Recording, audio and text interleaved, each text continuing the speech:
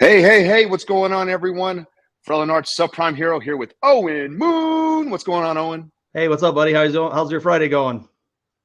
Oh, man, Friday's going really well so far. I'm out here in beautiful Lafayette, Louisiana, visiting Motor City, having a great time. We've been doing video content all day long, doing some training, and it's been an amazing day. But I've been Nice. looking forward to this show all week long, sitting here getting ready to hang out with you, and most importantly, our special guest we have today to get some great knowledge on pre-owned inventory and how we can acquire more, how we can do that through our service drive, and so many other things, high-end luxury. Like, just I can't wait to talk about this. This is something we haven't done yet, so I'm Oh pumped up. How yeah. about you, Well, Owen? he's all dapper, so we're going to talk a little luxury. So let's bring him on. Let's get it going. Let's do that. Folks, today on Fixed Ops Friday, we have the one, the only Mr. Craig Farmer in the house. Oh, What's going on, everyone? well, that is one heck of a welcome, fellas. It's nice seeing you guys. Owen, always a pleasure. Fred, thanks for having Absolutely. me. Absolutely. Thanks for joining us, Our Craig. honor We to have appreciate you, it. my friend. Absolutely. We have a lot of great things that we like to talk about during these shows. This show is about fixed ops, but it's about how to make your dealership better. It's how to solve problems and how to grow in this crazy market that we call automotive. And it's been a great, crazy year so far. It's only 3 months in, but I'm excited to hear some perspective from Craig. I know Craig's been doing some big things, making a lot of shifts, but he also looks for ways to get better and stronger. So I know this is a great guest for you, Owen. Tell him a little bit more about what Craig is about and what's going on.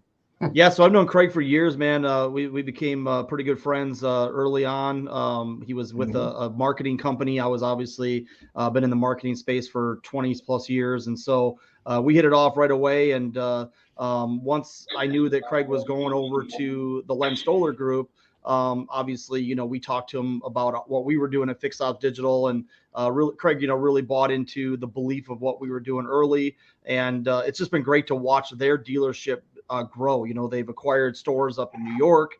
They're based out of Maryland. And just to watch Craig's journey, from a marketing consultant, marketing manager, in the management side on the marketing teams, from a vendors to go into a big group like this. And they got a lot of great brands. Obviously Lexus is very near and dear to my heart. So I'm really love the fact that they've got several Lexus stores that we can service, but also, I'm anxious to get into some of those questions because I love to talk luxury brands and just see kind of the state of it and stuff. So, but yeah, I mean, when looking at guests for this show, I always want to bring people on that might be able to just bring a little different perspective and not some of the same old that you get from a lot of the video content out there. So I don't know if Craig you do a lot of these, but I haven't seen you on too many, so we're blessed to have you today, sir. Yeah, Owen, I'm definitely one of those guys that's known to be a big talker, but at the same time, I like to kind of fly under the radar. This stuff. When Owen Moon reaches out, I'm like, I can't say no. I appreciate that. Yeah, we like to we're a fairly humble auto group, try to be. We have some powerhouse stores. Our Toyota store, Westbury Toyota, is a pretty big juggernaut up there. But none of our managers, these guys are all top-notch managers. One of the few groups, our managerial turnover is incredibly low. Got guys doing this 15, 20 years, and none of them really need to get on it. And they don't even want to get up on a soapbox and beat the drum of how great they are and all this other stuff. They're just like, no, we're good. We're just going to sell cars, sell cars. Under the radar and go. Yeah. And I think that's great. I think that's the best way because, it's one thing to talk about what you can do. It's another thing to do it. All right. And really, and just be quiet, because what happens is people take notice and they're like, how does that happen? And it's because of a great team. And I'm sure you're surrounded, Craig, by a lot of phenomenal people that just absolutely love it. When you say that the manager turnover is super low, like almost nil, that's a big deal. I love being part of a culture like that. I was actually once part of a culture where it was like the 10 years straight, it was the same management crew. It wasn't anybody different. It was pretty amazing to see how you can cultivate so much by having that consistency, not just for the customers, but for your employees. When they see that the leadership is there, that they're always going to be taking care of them, that they're not going anywhere, that they see that the grass is not always greener somewhere else, that actually we need to fertilize our own lawn. And that's something I know that you're spearheading over there. The grass is greener it's in an automotive. I don't know what some of these guys do, but man, they are constantly looking for greener grass. Like They had Oh yeah. Like, oh, wait a minute, I've been here 6 weeks. That's pushing it. Let's go over there. Well, the fact that you got such long-term managers just means that their belief into your culture not only is good, but also they're sort of they're walking the walk, right? So when they're putting out the culture to the new people, it's not like, oh, I've just learned this 60 days ago and now it's time for me to try to train it. They're coming in from a position of, I've been here a while. I know what these guys are all about, and I've seen that greener grass, but I'm willing to water my own grass and make my own way inside this environment. I think that says a lot, not only for you, Craig, obviously as one of the executives, but all the way up to the ownership level to really how you guys go about your business. And I agree. I don't think that everybody needs to get up on their soapbox. I would love to see people, though, eventually try to help others, but people do that in a lot of different ways. It doesn't have to be getting on shows and things like that. I mean, there's a lot of different ways that you can help 20 groups and different things like that. So I'd say just keep doing what you're doing, because it's working. So 100% it's working, and one thing you talked about at the beginning of the show, Owen, was the you mentioned before the show to me was the high level service on luxury vehicles and things like that. So I know with Fixed Ops Digital, what we love about them is their online service marketing. And we talk a lot about domestic brands or maybe not quite that higher level, like executive style vehicles, right? Like all the nice stuff, the Lexuses and the Mercedes or whatever, right? So I'm just kind of curious about that. I've never seen really much marketing on where I'm from, right? What is it? What's going on with that? Is there like some new things going on with the high level service? Yeah, I mean, I'll take it from a business standpoint, from a digital standpoint. I know that when working with Craig and with his team, with like their Porsche store, for example, it was way different. It wasn't about $39.95 oil changes or $69.95 oil changes. It was about offering ways for customers to store their vehicles better, because and kind of utilizing some of the accessories and things like that. It's a little different customer that you don't have to get so granular in a lot of cases with different services, but you want to focus on the accessories and the parts and some of the maybe the aftermarket type things that can really make that vehicle specific to that customer. That's what they're looking for. And so we're able to obviously use our tech and our platform to kind of evolve or kind of be different for the Porsche than from, like, say, a Honda store or what have you. But but at the end of the day, I've learned a lot from Craig and his team, just from a luxury standpoint, from a luxury brand. So what are you seeing, Craig, from like service side? Great question. What is kind of what is the trending right now, or even what's been going on over the last couple of years with COVID, and as we've kind of gotten through with the inventory and stuff? Just give us a little bit of that landscape. I think that'd be great to have the audience hear about that.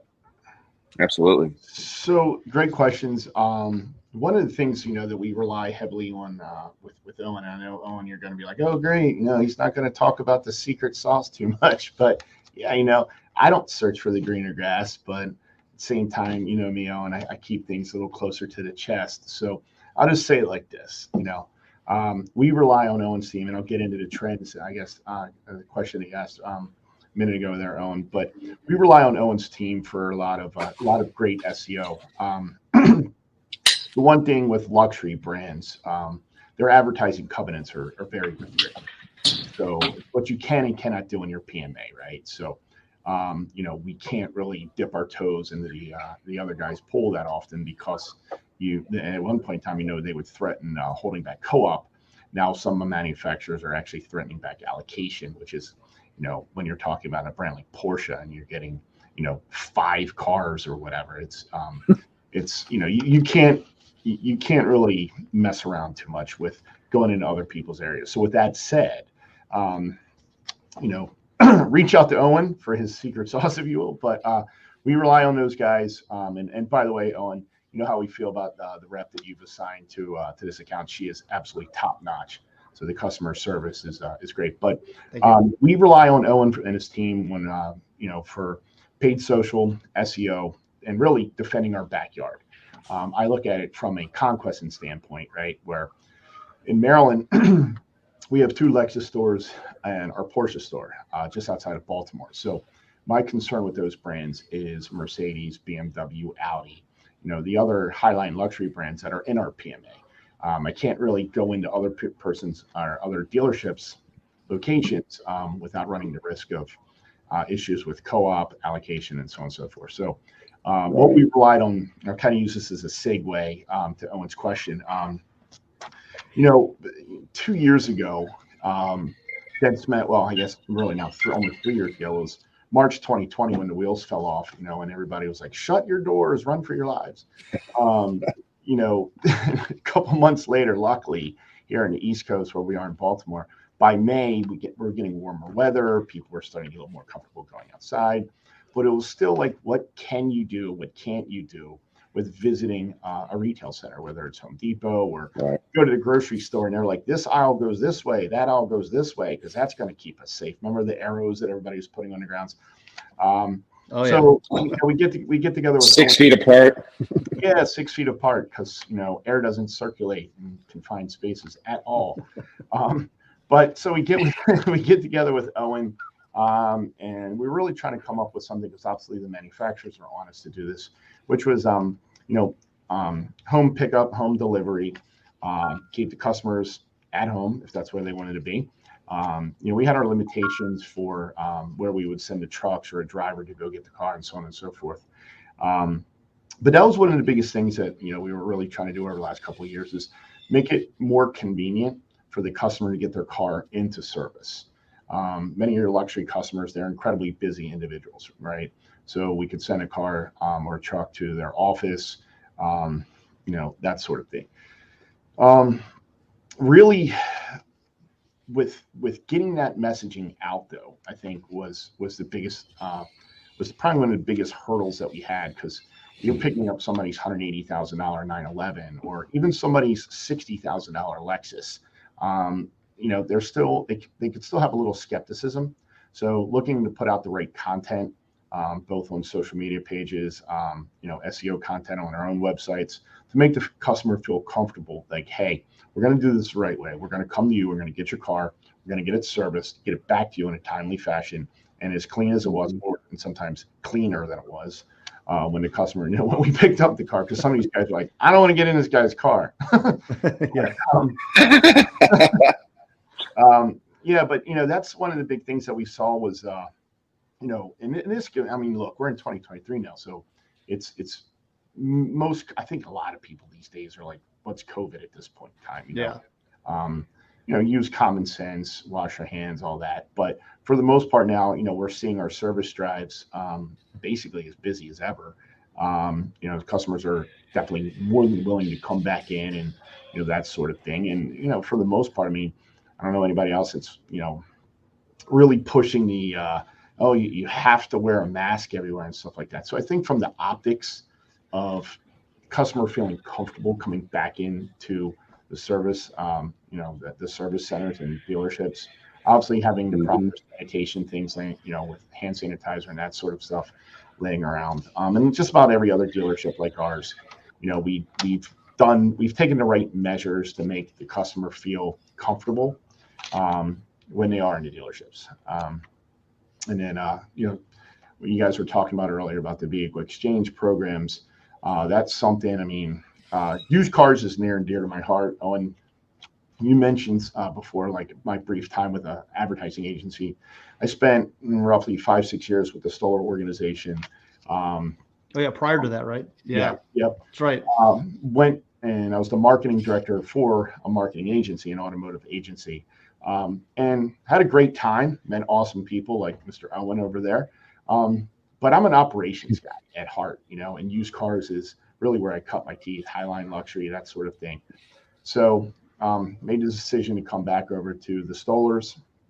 And, one of the things that we've really been trying to implement, especially over the last year and a half with the inventory shortages, fewer new cars leads to fewer used cars.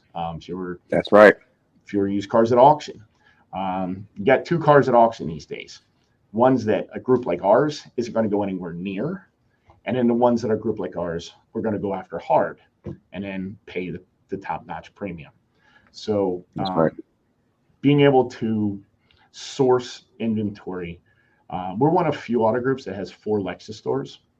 So our stores in New York, literally right next to the service drives, we have offices. They have the vinyl letters on them. Vehicle exchange specialists. We have dedicated people that reside in those offices, and that's what they do.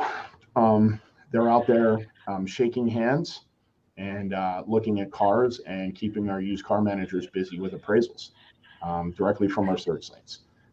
When we really try to implement that, really at all of our dealerships, the ones where we don't have, I guess you could say, the space, if you will, because the service writers are all piled on top of each other.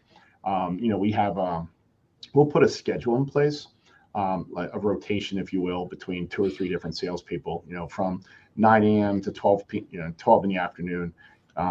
Sally, you're downstairs. From 12 to 3, Bob, it's your turn. And then, from 3 to 6 or whatever, Steve, you go down there. And it works very well. And we're able to, we still do buy our fair share of cars at auction. But it's great to have this service lane supplement those cars coming in. Well, I can imagine. Oh, no doubt. I can imagine that your guys' trade-ins are probably a lot nicer than most dealerships, right? I mean, you're getting 2-3-year-old Lexuses that have barely scratched the surface in miles and people, you would be surprised. And I'm not getting into who's driving what. Yeah. But you would be surprised at the 2021 Lexus ES that comes in, and you're like, did an asteroid get hit by this? You're like, what is going on? What happened to this thing? Yeah, and it's funny especially with the Lexus brand, much like Toyota. Some of these cars are almost like commodities today. The same customer is on his 8th lease of his beige on beige Lexus ES front wheel drive. Yep. And, it's like the payments just go around and around and around. They beat the crap out of them. But that's when, our service team and from our recon team, body shop, the guys, they worked very well together, lockstep with our used car managers, because there's always that push pull. Service making too much money, is the used car department getting too good of a deal, all that. I mean, look, anybody's been in this business long enough knows that, this is, the scale and the fighting back and forth between used car operations and what goes down in the service center. But our guys, honestly, I'm going to brag about them. They're top notch. Everybody gets along well. Awesome. And one of the big things, so my counterpart, Aaron, Owen, you got to get him on next time. He will run circles around me when it comes to fixed operations. It's open lines of communication. If the service writer who's writing up whatever we traded in is with his service manager to, talking to Aaron, talking to me, Aaron and I a lot of times will play the referee. Okay, here's the middle of the road, guys. This is what we're going to do with this car. Especially when you're talking about a Porsche. We traded a Porsche that wasn't bought from us, and MSRP on the thing was $175,000. You don't just squeak that thing through the shop for $300. Does not happen. No. So nor should it, right? Right. Yeah. I mean, and we're I'd go as far as saying probably 95% of the used pre-owned Porsches that we sell are all Porsche certified. So they're guidelines for forget about Maryland State inspection. The guidelines for Porsche certification are ridiculously strict. So that's where, a lot of times we look at what it's going to cost to retail this car. Obviously, margin compression has been running rampant. With new cars being few and far between, it usually still does make sense to go ahead and put all the money into the pre-owned car. And I'm a big believer. Do the tires. Do the fix your bumpers. Anybody that buys Highline cars at sale like I do, you would never bid on a $225,000 Porsche Cayenne Turbo GT. We were actually just looking at one of these, and one of them had photos, one of them didn't. And nobody's going to buy a car, bid on a car at auction, it doesn't have photos. No. Same thing on your website. Same thing with getting the car through recon. I see so many used car managers. They're like, oh my God, well, if I have to, there's a little crack over there. If I got to fix that, it's $600. Everybody needs to remember that pre-owned car is somebody else's new car to them. It's new. Boom. It's new to them. Make it so. And I think that's one of the reasons also, guys, like our dealerships as a whole, and I do crack down on people, make the car right the first time. Don't cut corners. I don't want to see this car coming back 45 days because the headliner that you glued in or something like that fell down. Do it right. Spend the money ahead of time. And I can imagine having Lexus dealerships, and I know you have a Toyota store and stuff, but having Lexus, having Porsche, the customer that's Mercedes, their customer that's coming to your dealership, they're probably expecting a lot nicer used car inventory, 100%. Which is what you're trying to do. Yeah, I mean, right. You go to some of your shops where they're just like, hey, we like that certain clientele. They're okay to have a couple scratches and things like that to get a better deal. I can imagine that your customer is not that customer. They're, whether it's coming off a lease and now they're looking to buy something else, or just, hey, where do I find a really, if I'm going to look for a nice used Porsche, where do I go? I go to Len Stoler. That would be where I'd want to look. And so, boom, obviously that type of vehicle you don't want to, cut corners there anyways. But just again, from that clientele, they expect more. So it kind of radiates, I'm sure, through your whole culture. Because I love that. I love what's going on, and I love what's happening over there. What I can say, Craig, is that's exactly the right mentality. And to Owen's point, I agree. There's certain clientele that you can have a couple scratches here because they understand that they get the savings and they need the savings to even get the financing. So especially in the subprime world, but also, why not, if you can, and if it's within guidelines, why not go ahead and get it nicer than it was? So this way, the customer, even the subprime or the one who needs the help or the discount, can have something that they could be proud of. So when they come trade it in, they're going to be excited to come back to you, right? Because they know that the next vehicle is going to be that nice. So there is a fine line, but at the same time, it's having the intentionality to do so, having the culture that said, hey, we want to make these vehicles right for our clients. Most importantly, I don't want them to bring it back in the first 45 days for silly reasons. Let's fix it right? Like, and to your point, a crack on a bumper to somebody who's subprime, honestly, that I've been doing it a long time, that's almost, they walk right by that. But if the engine doesn't work, they're pissed, So you got to make sure that those things are right, that there's no check engine lights on, that the car's ready for delivery. The easiest thing in the world is to detail a car. Have the car detailed before you put it on the lot for sale, right? Make sure that the car smells right, looks right, and is ready to go. The one thing I love about you talking about using the service drive to get vehicles acquired, right? Vehicle acquisition has been a huge topic for the last couple years, 100%. Always has been, but definitely in the last couple of years because of the shortages that we've had. When you have a line of people that already know the dealership and they trust the store, not only can you get a good deal on a purchase from one of them whenever they're ready to do that, but you're going to get a vehicle that's going to be easier to condition. I know you get some that have, like you said, a Meteor might have hit it, right? But for the most part, if they're there servicing it, you know the motor, you know the history, you know what you have, you know that the certification is going to only take this much for this one because we've had it here, right? That's a peace of mind. Not to mention no transport fee, no auction fee, so you can pay a little bit more than you would at an auction, and because you can recondition it for less, and you don't have to worry about all those other fees on top. So now that $1,500 between transport and auction fee, now that's $1,500 you could play with by giving to your customer, right? So that's another thing, and that keeps them coming back there every time they want to trade in the next one, or they want to buy another one, or they want to sell theirs. They're going to come see you. So you build a precedent by doing it the right way, yet getting vehicles that are going to be usually in better condition because you see them. At least they're not at an auction on it, which today we do a lot of digital auctions now. We're looking online, looking at, like you said, pictures. And those pictures they could even show a dent. Sometimes you can't even see it. Like I've literally seen them circle it with the line. You're like, I don't really see it. I don't know how big that really is. Car shows up and the bumper's hanging off. Right? You're like, no. And not to mention at these auctions, we look at, you look at a 3.5 or a 4.0 CR condition report, those come in, those should be 2.5s in a lot of sets. That's not something that a store like yours would purchase if that was the case. Auction condition reports. That's an interesting they have going on there. Yeah, there is no uniform to that, and that's something that I guess if we could make a complaint to you auctions out there, get that CR right. That's if there's anything us dealers need is a correct uniform CR, so we know what to expect when they show up. It makes a difference. Yeah, they have. I know some very important folks. Whether everybody's important at Manheim, Sure. but let's put it this way: some key influential decision makers, and they have gotten plenty of emails and phone calls and pictures about the condition reports. But Oh yeah. we like to talk about because again we do have Mercedes, we have 4 Lexus stores, Porsche, our Genesis store, but we also have Chevy, CDJR, our Hyundai Point.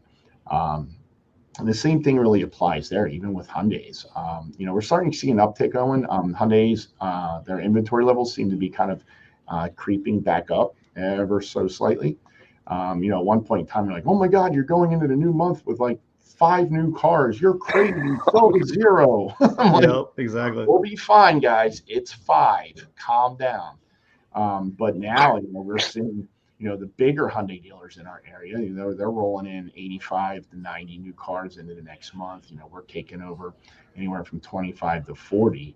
And so, with that said, with the appraising of the cars, we're now noticing we can't be quite as overzealous, especially in the service lane, with brands like, our Chevy store, CDJR, Hyundai. But one of the great things we love about our vehicle exchange specialists is, while they're talking to the customer about, like let's say you're running, whether it's Automotive Masterminds or Auto Alert or Perfect Prep, run down the gauntlet of, equity tools that are out there these days. But if you can control the situation with your customer a little bit, that car in the service lane, it's up on a lift. My guys are actually looking at it. And they're like, oh, wait a minute, Craig. We got to back this snotted down about $800 because it's going to need brakes and it's going to need tires. Yeah, you're not guessing from a walk around or once you get in there, then you realize, and you can't go back to the customer, in a lot of cases. So exactly. And, for the customer, there's no real, it's not like smoke and mirrors or anything like that. They pulled into our service drive, have the porter come out, take the car to the back. We're going to have the car quickly inspected for you real quick. That way we can give you a very, very accurate appraisal and a trade-in number right here and now. It's only going to take another 10 to 15 minutes. Right. With if Aaron was here, he could kind of chime in about, how that is done a little bit. Because everybody's like, oh, well, what are you going to do? Like, just tell your tech to stop what he's done. There's things you can put in place to make this operate fairly smoothly. But it's systems and processes, Yeah, one question I had on that, I know, you talked a lot about how your teams all work together and stuff like that. I'm curious because I have this conversation a lot, and we hear a lot with, guys that are talking leadership and some of that stuff, but pre-2020 and then say post 2021, how long did you always have it where it was like the sales and service sort of worked together with the body shop, all that, kind of cohesively happening? Obviously, you're gonna have your day-to-day challenges, or did it take a while to did you notice that with some of the things that were going on in our economics or what have you, that that they had to kind of force the issue, or how long did it take to kind of before you felt like, oh, they've kind of come together? Yeah, put it this way. The COVID time, 2020 to really say the summer, fall of 2022, it really, at least for us, provided a reason to put everything under a magnifying glass and look at things a little bit, a little bit more granularly versus that everybody likes, oh, let's look at it from a 30,000 foot view. Stop doing that. Get in the weeds and actually see what's going on. Get in the trenches, right? Get in the trenches. So some of our locations had already set up dedicated vehicle exchange specialists, mainly because of the volume of the stores. We just had the staff and the actual infrastructure of the stores allowed it. How many lanes we had and where the offices were set up and so on. So some of our smaller locations, it was one of these things where it was, the service manager was like, well, you're taking, I'm like, we're not taking your business. You're going to see the business. So we trade the car and calm down. We're going to sell this thing. It needs to get exactly what was going to be done with the customer pays on it. Remember, guys, Your used car managers, they're your best customer upstairs. Okay, never forget that.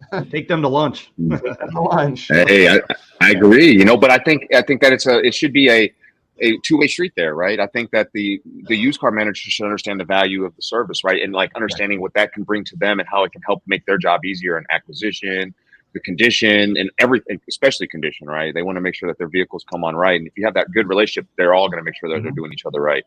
And that's a big part of it. You know, it's no different than having your service managers be best friends with F&I managers so they can understand, you know, much like Tully always talks about, you know, Tully Williams, love that guy. And he talks about that a lot. And I think it's the same thing here is we got to make sure that that relationship between the used car manager and the service it's dead on. If you have that going good, you know that relationship's melding. They're going to make sure everything is taken care of. And there is none of this, my house, your house, this is our house. We're here doing this together and we're trying to go forward and grow together. So it's important that we do that. One of the things that, you know, I'd like to think that you take a situation like the pandemic and all that does is going to exasperate already really, really bad situation. Okay. Yeah, true. So for us, with the larger locations that had the volume, what we were able to do is get a little bit more, I guess, model and trim level specific. Okay. We're looking for, you know, before everything was like EV and hybrid, you know, we were getting pounded with this EV and hybrid stuff, right? But a couple of years ago, it was, okay, we don't need any more hybrids. We have enough of these. Here's an Excel spreadsheet. This is what we're looking for. Go after these. During the pandemic, especially when everybody was running around like, you know, sailors and, you know, when they just got off their boat and they're like, buy everything, you know, everybody gets a Peloton bike, a refinished basement, a second house, 4 Bentleys, and everything like that. Money was just like flying around. You know, once all the dust settled with that and the inventory shortages started to hit, that's when we were like, okay, every dealership needs to really pay attention to vehicle acquisition. Used car manager, just get an Excel spreadsheet, use your vAuto tool or whichever of the countless inventory systems are out there these days. Look at your sales history. What have you been selling? We'll look at your allocation, talk to your new car manager.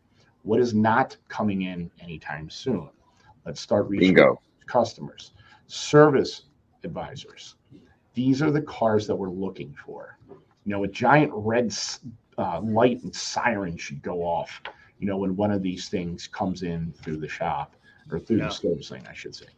So kind of, you know, there's some things that we were specifically, and by the way, still are doing to help, you know, stock up the used car lots because it's used cars. I see it's funny, you know, I'm not going to get into who's who, but I still always see used car prices are coming down. Used car prices are going up. Used car prices are going left. Used car prices are going right. Nobody, look, like, let the general population and consumer confidence decide who's going to be buying what and where. Okay. That's what's going to dictate used car values. Okay. If we have a global financial crisis, wait for it. People are going to stop buying things, including new cars. By nature, used cars are going to come down in price. Okay. They just are. If all of a sudden, you know, the government decides to figure something out, or if the election that's next year doesn't go 8 ways to Sunday and consumer confidence creeps back up and the manufacturers keep pushing this sell to zero, pre-order everything, fill up the order banks, then you're just not going to have this influx of trade-ins. You're just not, because the new cars are going to be limited. So all the used car, you know, wholesale expert, oh, well, then they're going back up. And then they're going back. Just ride it out. Okay, it doesn't take this, guys. This isn't. We're not splitting atoms here. This is car sales, right? So, Fred, you probably have one of the most complicated jobs, which is subprime, figuring out how to get people bought. I do not. When anything, you know, that's a challenge in and of itself. But trying to have a crystal ball and figure out what used car prices are doing, and you know, here's an idea. You know, if you're that concerned about it, take 2 weeks off from buying cars. If you can't take 2 weeks off from buying cars, you know, I mean, you're going to naturally get some trade-ins just from the new cars that you're selling. You don't always have to be chasing the little white rabbit everywhere. And that's, you know, an approach I see so many used car managers get into is they're they don't know how to pause anything. And I'm not saying pause anything and stop selling cars, but if your lot has 75 to 80 cars on it, if it drops down to 65 or maybe even 50 used cars, that necessarily might not be a bad thing. Okay, you don't have to almost like a reset, panic buy, and all of a sudden, just So Yeah, I agree with you. Yeah. How about you're right, dealer Craig. trades? And I know dealer trades are typically on a new car, but are people trading on used as much? I mean, I feel like that could become more. I don't know how that works in terms of, wow, where to find it. But imagine, I've never thought of that. Never thought about that, Owen, before. Used car dealer trades. If there's so limit, right. It's like I got a customer looking for this, I got a customer looking for that. But I mean, obviously, it's only really a new car deal. But you would think that might be a more beneficial factor as some of the things are happening. I think that's actually Owen. I think that's actually a genius idea. Really, seriously, like I've been in used cars for so long. Being able to trade used cars, because we used to call a dealer if you saw something that was out of your market, you knew that the customer was looking for it. If I couldn't find it at the auction, I'd call around 100 miles away and look for dealers that might have that car. I call them and see if I can speak to the used car manager and see what kind of deal I can, wholesale, right? Like, what can you wholesale that to me for? But now with the shortage, it would make more sense to say, hey man, not only do I want to get that from you, but I have this other thing here. Would you consider trading those two? I think the scary thing is just like the auctions is what's the CR going to be? What's the condition going to be on this vehicle? Like, are you going to trade? I'm going to trade you this one that I know I took care of, that I made sure it was right. I put it through my service department. Like if you were bought it from Len Stoler, you know that vehicle is going to be good after it runs through service. But then you go to a used car store that you don't know. They don't even have a service department, but they get it outside source to get it, a pre-delivery inspection or, whatever it is. You're looking at like, okay, well, is it going to be in the same condition as mine, or do I need to spend more money when it shows up? That would be the only hang up, I think. That's but true. The idea, what you're saying here is phenomenal. I think that dealers could benefit from that. And at the end of the day, if they're not in your market, they're not in your market. So don't flip out. You can wholesale it and probably still turn a little bit of a profit by trading it off a certain cost, right? So I think it's a good idea, man. I think that's something we could look into deeper and see how we can iron out all those things. But yeah, I think that's great. I really do, Owen. That was pretty. Dang, I didn't realize how smart Owen was until right off, right spot on. I've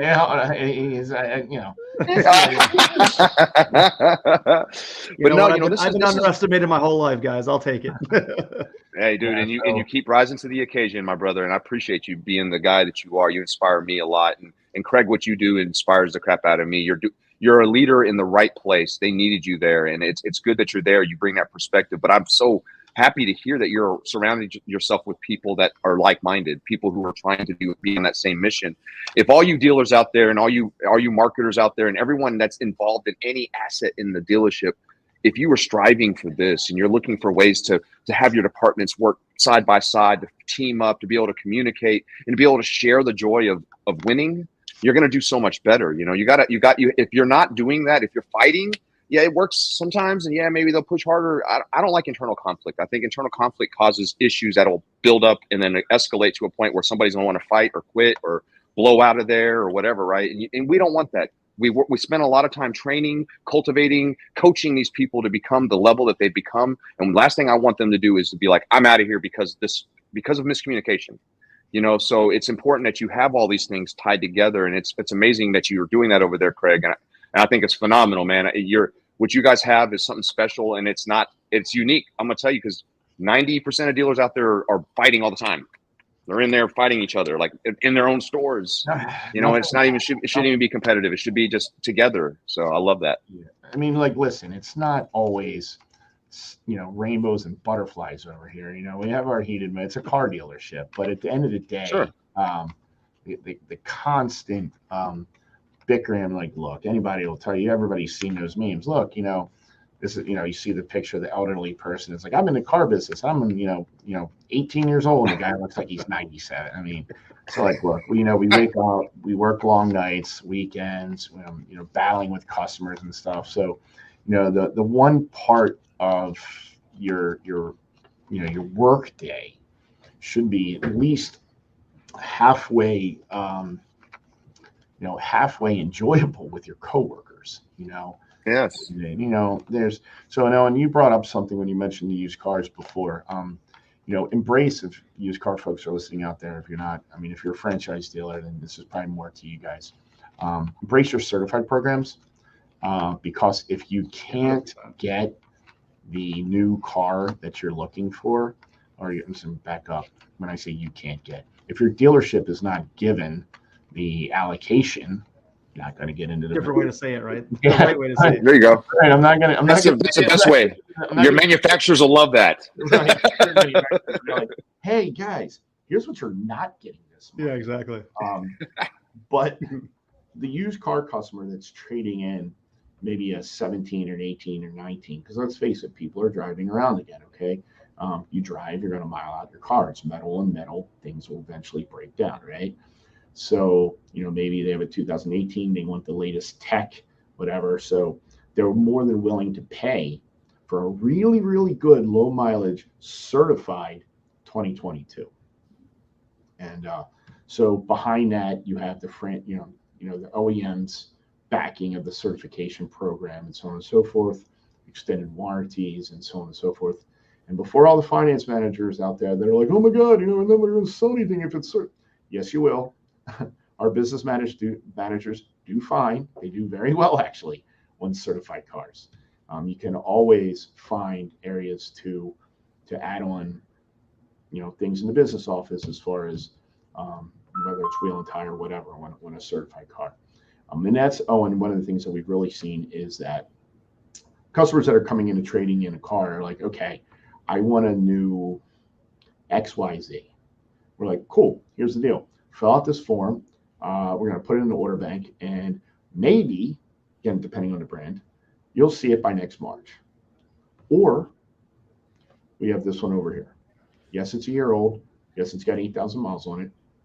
But, with the certification, your factory warranty is, whatever it is, depending on the brand. Yep. And so forth. So the customer is reassured.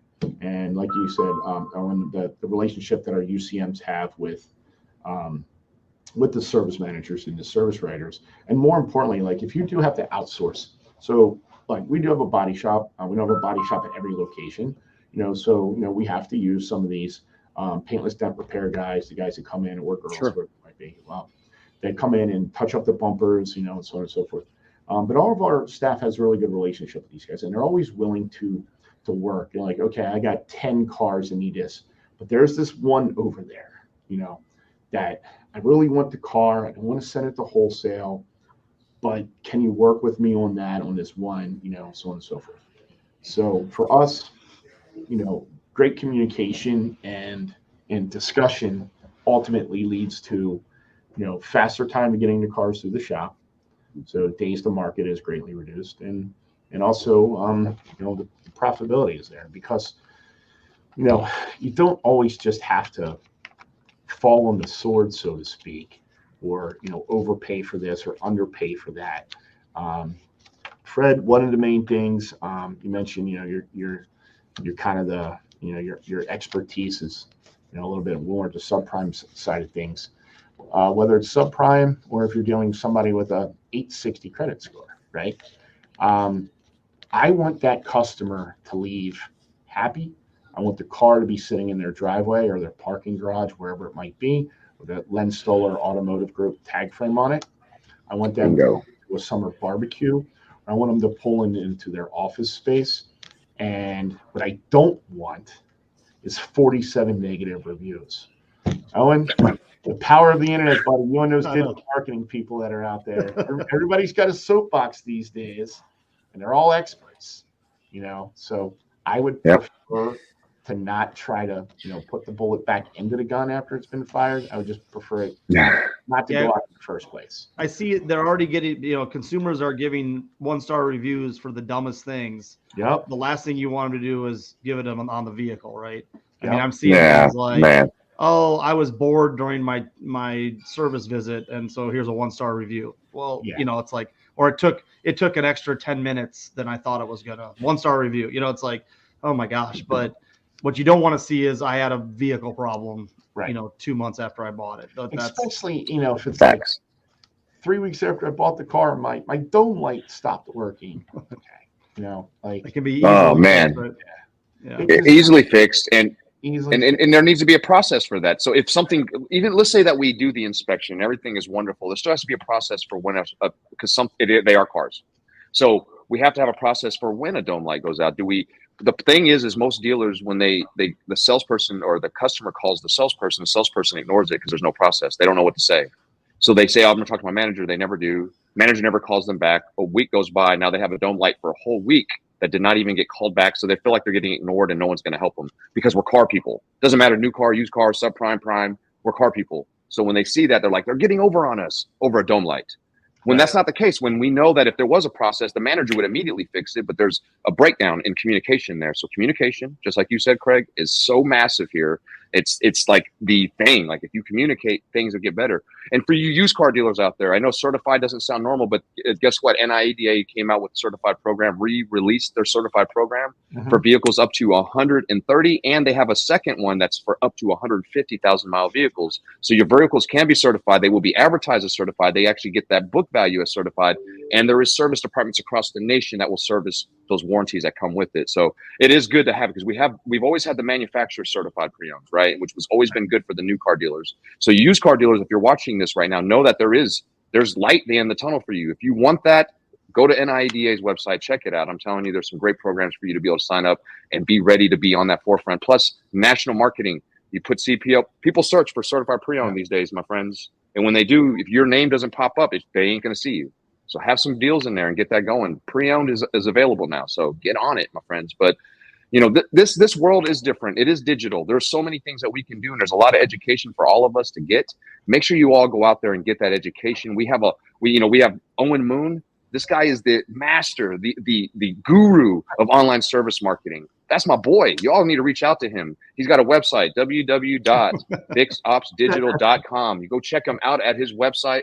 Folks, I'm going to tell you, he's got a great team that'll answer phone calls, answer any questions you have. And just like Craig said, their support team, when you sign up with them, they are second to none.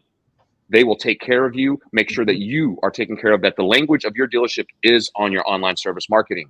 So that's great. So use the technology, build that reference, get out there, quit listening and not doing. Go out and do it, my friends, and you will be excited like Craig is about the way things are working. Having a teammate like Owen, who's a dealer partner that's helping him grow his online service marketing and so many other things. Speaking with all these people, getting educated, getting all this information for your brain it's food. When you're hungry, you're hungry. Get you some food, but make sure you share that food with others and grow your team and make it better, man. This has been a great show, y'all. Is there anything else that you want to say before we get out of here, Craig? Thank you for having me. Owen, it's always a pleasure seeing you, Fred. It's been nice getting to know you over the last week or so. Yeah. Whatever you're doing, Craig, just keep doing it because you're getting younger. So that's I don't know. Must be that environment over there, man. I love it. Oh yeah, it's that. Yeah. The automotive business is like the fountain of youth. Ask anybody, though. Yeah, exactly. Ask everybody. That's the truth. That's what everyone says. Something's working. Something's working. So, Craig, thank you so much, man. I knew we'd have a great conversation. It'll take, nobody needs Botox. Just become a used car manager or. Yes. You won't care then. You'll be over it. Like, I don't care. I just want to just done. But folks, great stuff. Owen, you got any final words, brother?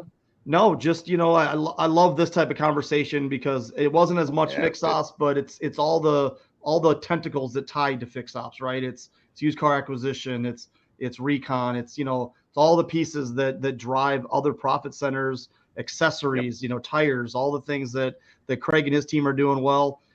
It's what I've been trying to impress on everybody, to focus on those other profit centers.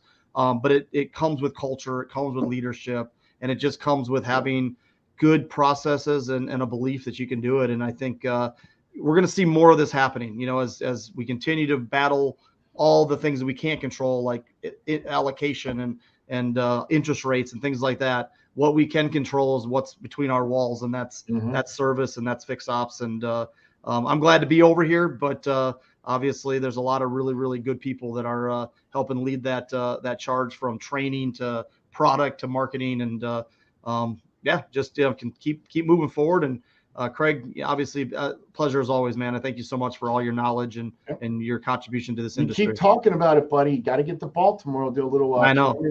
Camden Yards baseball and get some Maryland steamed crabs. Okay. Bring Woo! Kevin. Come to Baltimore. Let me show you around. Okay. We'll make that happen. Remember when I was there, you took me out for some I don't remember, what was it, Maryland soup or I don't know. Maryland, well, we had Maryland crab soup. We went local right down the street, but that was awesome. Oh my God.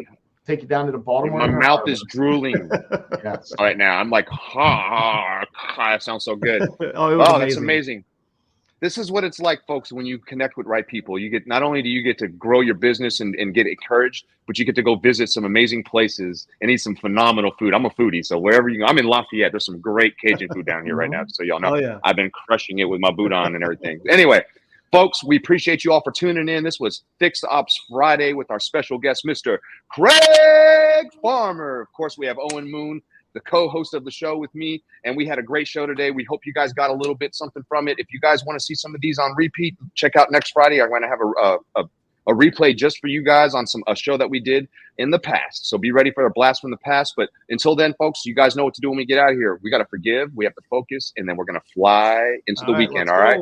So Craig, if you've never done this before, you're going to wipe off the way to unforgiveness. You're going to focus on where you want to go, and you're going to fly all the places you go. So on the count of three, everyone, hands on your shoulders. Okay. All right, on the count of three. 1, 2, 3. Forget it. Yeah. Focus and fly. And keep growing. You see them right there? There he is. I'll work on that next time. You did a great job, folks. This was Fixed Ops Friday. Go out there and be your best. Don't give up on that. Peace.